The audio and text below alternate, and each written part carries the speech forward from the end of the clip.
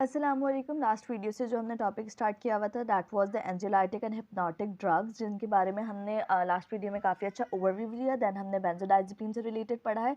Do watch that video, क्योंकि उसी से अगर आप स्टार्ट करेंगे तो इस वीडियो को समझने में और आसानी रहेगी आपको, क्योंकि इस वीडियो में हम क्लासिफिकेशन ऑफ ड्रग्स का second part that is the barbiturates वो डिस्कस करने वाले हैं। ओके अब अगर हम बारबिचुरेट्स को डिस्कस करें तो बेसिकली बारबिचुरेट्स जो होते हैं these are derived from the barbituric acids. Next ये है कि बारबिचुरेट्स का फंक्शन क्या होता है कि ये inhibitory neurotransmitter that are the GABA and glycine, उन दोनों को उनके एक्शन को प्रोलॉन्ग करके उनके एक्शन को फैसिलिटेट करके क्या करवा रहे होते हैं, डिप्रेस कर रहे होते हैं neuronal activity in the CNS. Specially किसमें, mid brain reticular formation in mid brain पे सारी न्यूरोनल एक्टिविटी को डिप्रेस करते हैं via what, inhibitory neurotransmitters GABA and glycine.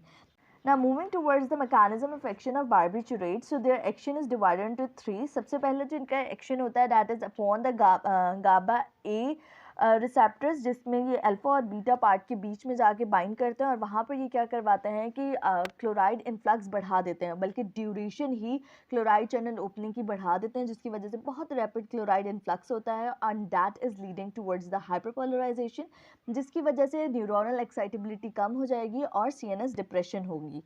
Second जो है ये ग्लूटामेट को ब्लॉक कर रहे होते हैं। ग्लूटामेट हमारे पास most important excitatory neurotransmitter in the body, तो ये उसकी एक्टिविटी को ब्लॉक कर देते हैं। लास्टली जो है ये सोडियम चैनल्स को ब्लॉक करते हैं। सोडियम चैनल्स को ब्लॉक करने से क्या होगा कि जो मेम्ब्रेन की स्टेबिलिटी है वो मेंटेन करेंगे ये। और एक और इम्पॉर्टेंट फंक्शन मैं यहाँ पर आपको ऐड ऑन करती जाऊँ कि बेसिकली ये गाबा माइमेटिक इफेक्ट देते हैं। गाबा माइमेटिक इफेक्ट से क्या मुराद है कि बेसिकली ये हमारे पास रेस्पिरेटरी डिप्रेशन कॉज करवा सकते हैं, इतना इनहिबिटरी इफेक्ट प्रोड्यूस करवा के कि रेस्पिरेटरी डिप्रेशन हो जाए, कोमा भी हो सकती है और डेथ में अकर also. Now moving towards the classification of the drugs, we have three that are the ultra short acting and long acting. Ultra short acting are the thiopental, short acting are secobarbital, pentobarbital and long acting is phenobarbital. Actions and therapeutic uses की बात की जाए तो सबसे पहले most important is anaesthesia. Anaesthesia में जो drugs use हो रही होती हैं that are ultra short acting thiopental. ये जनरल एनेस्थीसिया में भी further IV intravenous type of anaesthesia होती हैं जो कि एनेस्थेटिक्स होती हैं, जो कि एनेस्थीसिया इंड्यूस करवा रही होती हैं. Next we have sedative and hypnosis. अगर हम लो डोज पर देते हैं तो barbiturates produces a sedative effect that is a calming effect, and when we give it at high doses it produces hypnosis effect, that means they induces sleep. अब sleep cycle की भी कौन से phase को कितना अफेक्ट कर रही होती हैं.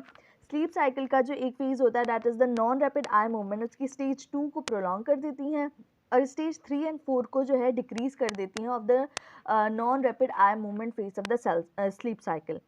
अब अगर बात की जाए स्लीप साइकिल के second phase that is the rapid eye movement phase, उसमें क्या करती हैं, उस पूरे फेज को डिप्रेस कर देती हैं, सप्रेस कर देती हैं. ये इनका स्लीप साइकिल पे अफेक्ट है. अब अगर इनकी ट्रीटमेंट को रिड्यूस कर दिया जाए सडनली, बिकॉज इनको एकदम से अब्रप्ट विड्रॉल तो करते ही नहीं है, और अगर सडनली इनकी ट्रीटमेंट भी डिक्रीज कर दी जाए तो that can lead to the REM rebound, जिसमें क्या होगा, the patient will suffer through dreaming, restlessness, anxiety and nightmares. इसके अलावा जब इनको बहुत प्रोलॉन्ग अरसे तक क्रॉनिक यूज़ किया जाए तो that can lead to the tolerance, की जो हम एक स्पेसिफिक अमाउंट ऑफ ड्रग दे रहे थे पहले, अगर वही अमाउंट बहुत लंबे वक्त तक देते रहें तो जो बॉडी है ना उस ड्रग का इफेक्ट नहीं प्रोड्यूस होगा बॉडी पर, because it will develop tolerance. उसमें क्या होगा, फिर हमें डोज बढ़ानी पड़ेगी ताकि वो इफेक्ट प्रोड्यूस कर सके. तो that is tolerance. Chronic use क्या कर सकती है, टॉलरेंस कॉज कर सकती है. एंटी कन्वल्जेंट की बात की जाए तो जो इसकी लॉन्ग एक्टिंग फिनोबार्बिटल होते हैं, these are used and as anticonvulsant, but they are basically restricted for the treatment only for the refractive status epilepticus. इन्हें सिर्फ तब यूज़ किया जाता है जब हमारे पास कोई और अदर जो जितने भी एपिलेप्सी की ट्रीटमेंट में जितनी भी ड्रग्स आती हैं उन सब का असर ना हो, या जो हम बेंजोडाइजेपिन में डायजेपैम, लोराज़ेपैम दे सकते हैं, अगर वो भी इतने अच्छे से इफेक्ट ना प्रोड्यूस कर रही हो तो एट दैट सिचुएशन हम फिनोबार्बिटल देते हैं, अदरवाइज नहीं देते. अब यहाँ पर वही बात लिखी हुई जो मैंने अभी आपको बताई है कि अदर ट्रीटमेंट जब पॉसिबल ना हो या सिग्निफिकेंट इफेक्ट प्रोड्यूस ना करें, एट दैट सिचुएशन देंगे. क्यों नहीं देते, because they can cause cognitive impairment in childrens as well as in adults. Respiratory depression is its another affect. Respiratory depression से रिलेटेड मैं आपको पहले भी बता चुकी हूँ, बिकॉज ये गाबा माइमेटिक इफेक्ट प्रोड्यूस कर रहा होता है। फॉर दैट रीज़न इनकी ओवरडोज रेस्पिरेटरी डिप्रेशन कॉज करवा सकती है और डेथ भी हो सकती है।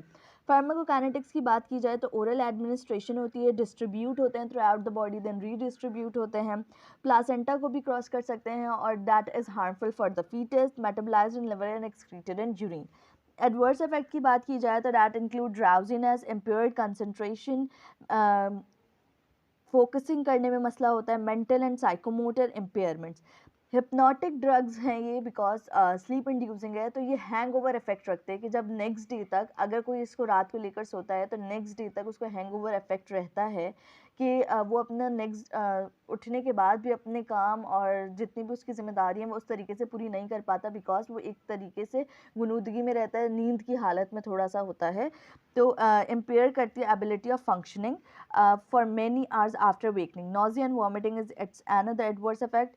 जैसे मैंने कहा कि ये टॉलरेंस भी डेवलप करवाता है, और दूसरा ये एब्रप्ट विथड्रॉल भी इसकी जो है वो हार्मफुल है, because it can led to tremors, anxiety, weakness, restlessness, nausea, vomiting, seizures, delirium and respiratory arrest.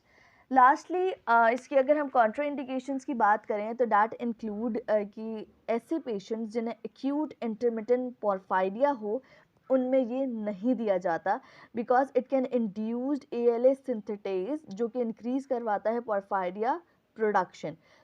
Acute intermittent पोर्फायरिया में वैसे ही पोर्फायरिया बढ़ रहा होता है, अब अगर मजीद इसको दे देंगे तो ये ALA सिंथेटेज को एक्टिवेट करवा के ज़्यादा पोर्फायरिया की फॉर्मेशन करवाएगा, तो दैट्स वाई हम इसे नहीं देते जो एक्यूट इंटरमिटेंट पोर्फायरिया के पेशेंट्स हो, या प्रेगनेंसी में तो वैसे ही इसे यूज़ नहीं करते।